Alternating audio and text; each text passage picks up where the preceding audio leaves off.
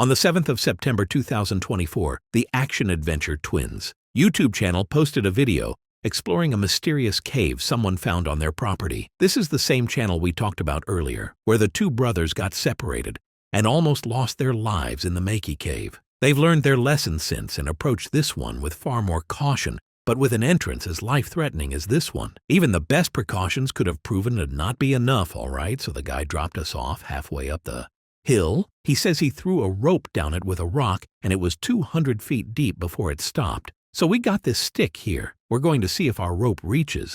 This alone is enough to terrify most people, with one person stating this channel has given me a new fear about walking in the woods. The fact that you could just slip and fall down a hole like that is insane now. Anytime I go anywhere, I wonder how many massive voids are right below my feet that I could fall into at any moment. But that didn't deter Edward and James. They quickly secured their rope to a nearby tree and began descending into the steep cave. What they found inside was nothing short of breathtaking. That tiny opening gave way to a vast, yeah, this is a big one. Human, I don't know, it's awfully round. That looks human. Man, that doesn't necessarily make, I don't know, I'm not a bone expert from there. They continued exploring the cave as it kept getting bigger. The further they went into it, they also discovered old caving equipment like ropes and harnesses already secured to the walls, a detail that only deepened the mystery surrounding the bones they had found earlier. If they did belong to a person, as the two suspected it was possible they belonged to a previous explorer. This explorer likely had an accident and died in the cave without ever making it out on their way in. They did find scattered bones right below the entrance. These were likely the remains of people who accidentally fell into the otherwise unassuming hole. However, the bones they found further inside were too far from the entrance to have belonged to someone who simply fell in. It's also possible that these remains belonged to the victim of a deranged killer, someone who either had ended a person's life within the cave or maybe threw the person into the hole and later dragged their body further into the cave. Some people, however, weren't convinced and accused the brothers of faking the whole thing, especially since the way Edward and James handled some of these remains felt a bit too casual. That said, while YouTubers faking these finds to get a viral video isn't uncommon, this one turned out to be true. The video received several comments from experts confirming that these remains were indeed real and human, with one such person writing, "My girlfriend and I are watching from Canada. We're both paramedics. Definitely a human femur and a human cranium." On May 6, 2019, Connor Kelly posted a video of him exploring an abandoned McCoy gold mine in the Nevada desert. However, what was supposed to be nothing more than a fun adventure with his family quickly turned into a disturbing experience, one that would likely stay with the group for the rest of their lives. The exploration of this mine started off quite normal, with the group staying silent to avoid causing an accidental cave-in, as seen by the text they put on screen. However, after about a minute and a half of treading deeper into the mine, Connor noticed something strangely reflective on the path. What they found, reflecting back at them, was a shoe, amongst many more in a massive pile with random bones scattered throughout. What made this pile even more odd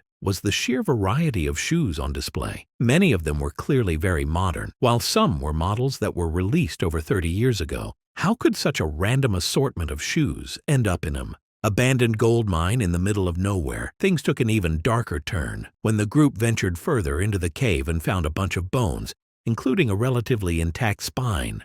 The group was growing increasingly unsettled by these disturbing discoveries, prompting them to leave the cave as quickly as possible. And that's where the original video ends, without any explanation or resolution. Put simply, the odds of this being a serial killer Trophy Cave are very low, but given the animal bones scattered throughout the area, it's possible it was the feeding spot of a predator, like a mountain lion. Though, while that might explain the bones, it offers no clues about the pile of shoes. One theory I haven't seen anyone else bring up is that the shoes might have ended up there because of flooding. You see, the McCoy mine where the video was filmed is located in Lander County, and from what I can find, that area is quite prone to flooding, so it's entirely possible that someone dumped their sneaker collection in the middle of nowhere to get rid of it, only for it to be carried in the abandoned mine with rainwater. A mountain lion could have moved in later, which would explain the bones. The only proof I have of this theory is that the ground in the deepest part of the mine is extremely wet and has water flow marks leading into it. Other than that, it's pure speculation. That said, another potential explanation for both the bones and the shoes is that Connor placed them there himself in hopes of creating a viral video. Some have also claimed that a few of the bones look like they are inorganic fabrications.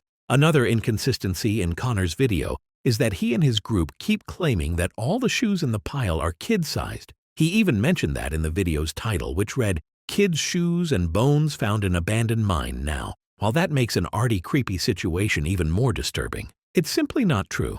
There are plenty of adult-sized shoes visible in this pile. Unfortunately, I doubt we'll ever know what happened here. For sure, it's been 6 years since the video was uploaded. And as I mentioned earlier, Connor has vanished completely from the internet ever. On October 28, 2004, a 50-year-old Australian airline pilot and scuba diver, David John Shaw, broke the world record for the deepest successful dive in history. He achieved this by reaching a depth of 270 meters in Bushman's Hole, one of the deepest freshwater caves in the world. The sole purpose of this dive was to break the record. However, when he reached the bottom, he found something that stopped him. In his tracks, he found the body of Dion Dreer, a 20-year-old scuba diver who died in that cave 10 years ago, since humans start sinking. After a certain depth, Dion's body never floated back to the surface, given the extreme difficulty and danger of diving this deep. Any plans to retrieve his body were also canceled at the time of his death. However, a plaque in his name was installed near the diving point of Bushman's Hole, which is how Dave knew what he was looking at. After staring at the body and shine for a few seconds, Dave immediately got closer and tried to retrieve Dion. Unfortunately, after a decade in the water, his tanks were firmly stuck in the mud. More importantly, David already spent too much time at the depth. Staying any longer would have been fatal, so he decided to tie a line to Dion's body and return to the surface with the newfound information. Wasn't very so. Everything needed to be perfect for Dave's operation to succeed. He worked with police divers, the Defense Force, and medics to ensure everything went smoothly, and they planned the dive second by second. According to the plan, Dave would use the line he tied earlier to reach Dion's body.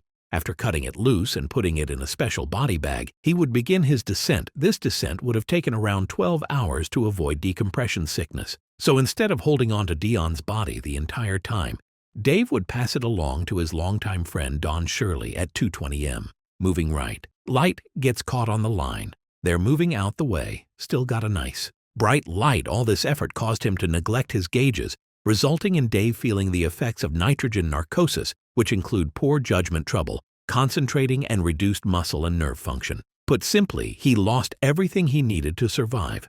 At that depth, he tried to cut the tangled line, but the lack of coordination made it near impossible as he was struggling to stay conscious. The last thing he saw was the terrifying view of Dion's lifeless face mask staring back at him. Shortly after this, Dave passed away.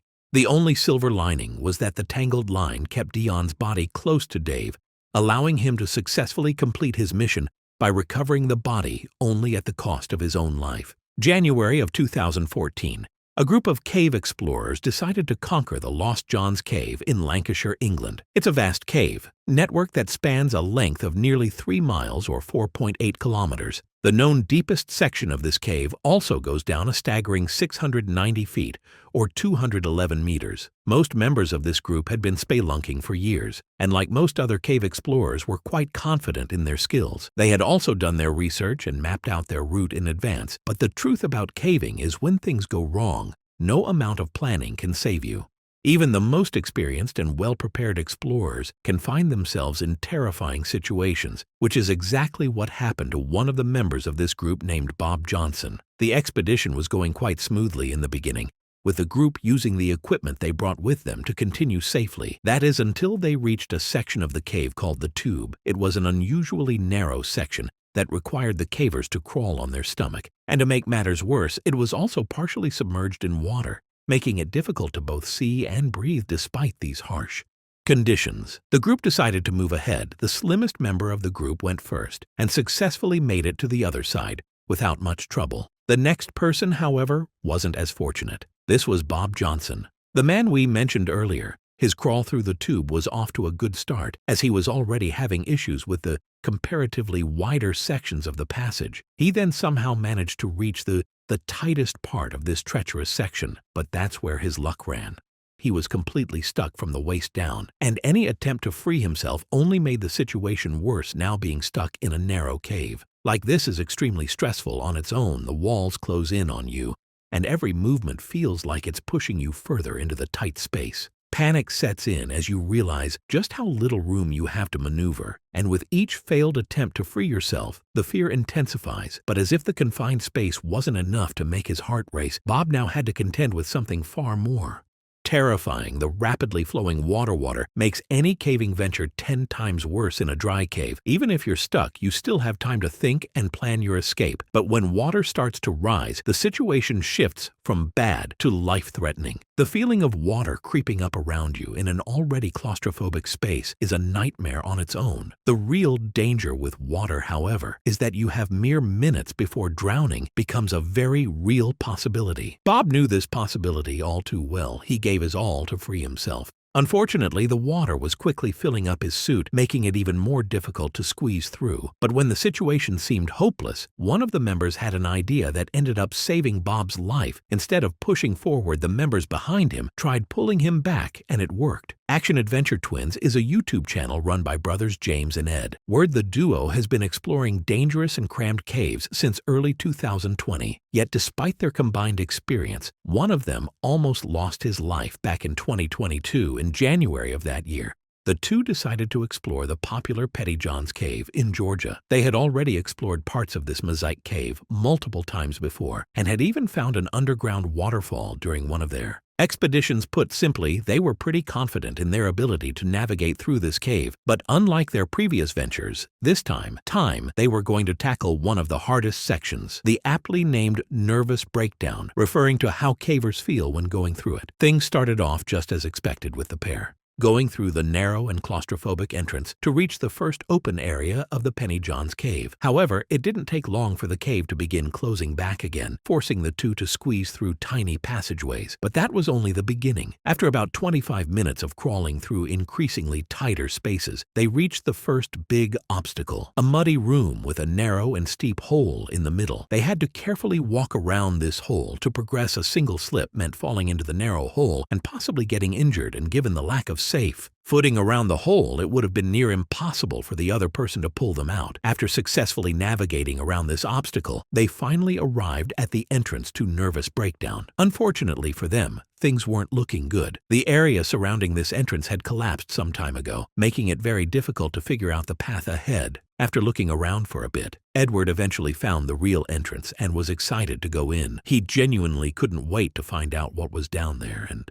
began his descent, leaving his brother behind in case something bad happened. What he didn't realize was that this was about to be one of the worst decisions he'd ever make, because after descending for a few minutes, Edward called for his brother only to be met with complete silence. In other words, Edward was now lost in an unknown section of the cave, without any means of contacting his brother. At first, he tried to stay calm and continued his descent, hoping to find James before long. However, after staying separated for over 30 minutes, the realization set in. He knew panic was the fastest way to make a bad situation worse, but at this point, he couldn't help but feel a growing sense of unease. I tried to go back to the last place I saw him, and everything just looks the same. It's just a jump of maze.